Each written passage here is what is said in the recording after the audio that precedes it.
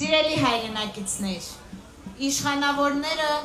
օգտվում են առիթից, որ մենք բարձր բեմերից վիրավորանքներ չենք հնչեցնում։ Իրենք օգտվում են նրանից, որ մենք հայոյանքներ չենք հնչեցնում։ Բայց այսօր Նիկոլ Փաշինյանը հատեց բոլոր սահմանները։ Նա վիրավորեց հայ կնոջը, նա վիրավորեց հայ մորը, մեզ համար դա անընդունելի է։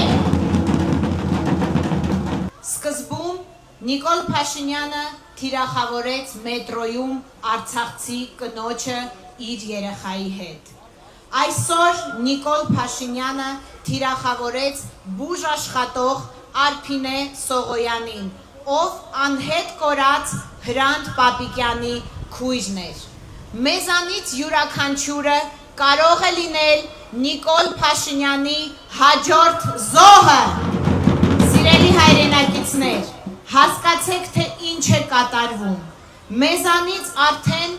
մեր կարծիքի իրավունքն են խլում։ Մեզանից արդեն մեր խոսքի ազատությունն են խլում։ Մեզանից խլում են կնոջ նկատմամբ հարգանքը։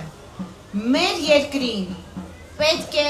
նոր առաջնորդ, այնպիսի առաջնորդ, ով գիտի կնոջ նշանակությունը և դերը հայ ընտանիքների կյանքում,